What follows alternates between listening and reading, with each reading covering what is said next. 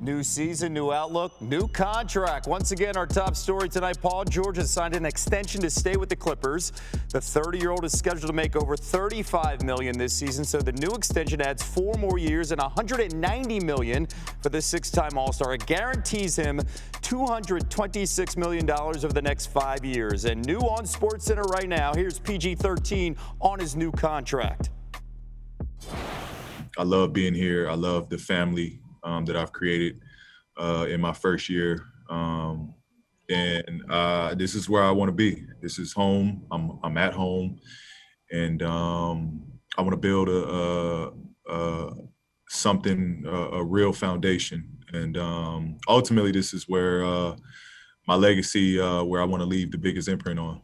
You know, this deal, was more so about my loyalty to this team and to this organization. How much of this decision, locking yourself in long-term, was optimism that you believe your partnership with Kawhi will continue for the long-term together? Well, I'm hopeful. I won't put words in another man's mouth. But, I'm hopeful. He's one of the guys that I talked to and kind of wanted to inform, hey, this is a decision I wanted to make. I want to be here long-term. It's not putting a gun to Kawhi and telling him he's got to do this or do that. Hopefully it's a mutual bond. We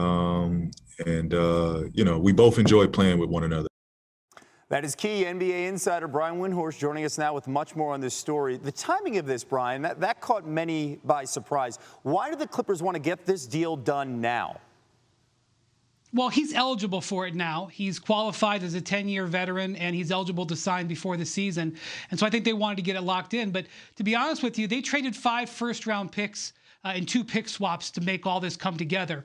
And with him possibly being a free agent at season's end, they had to lock it down. And it's a big contract, and there's some risk attached to it because of his injury history. But as Lawrence Frank, the team president, said, getting this deal done, it's one thing to trade for Paul George. It's another thing to retain him, and they had to get it done to set the stage to try to do the same thing with Kawhi Leonard next summer. Okay, we'll see that commitment moving forward. James Harden, meanwhile, is still in COVID testing before he can join the Rockets on the court. His playing future could depend on another superstar. Why? Yeah, so as I've talked to league executives out there, especially in the wake of Giannis Antetokounmpo's sort of non-committal response to the media yesterday about his contract, the word that I'm getting is that everybody is waiting. The teams out there that may have interest in James Harden, even beyond his narrow list that he has provided to the Rockets, they just got to wait and see what Giannis Antetokounmpo does. If he does not extend and he is headed for free agency, it's just going to change the way teams look at wanting to make a big swing for Harden. Harden's a hard guy to trade for a number of reasons: style of play, his contract positioning, the way he's trying to force himself to certain teams. If you take yourself out of the Giannis sweepstakes by going after Harden now, it makes it even more difficult.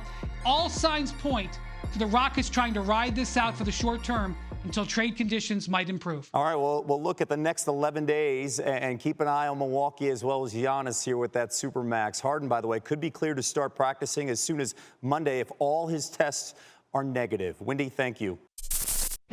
Thanks for watching ESPN on YouTube. For live streaming sports and premium content, subscribe to ESPN+.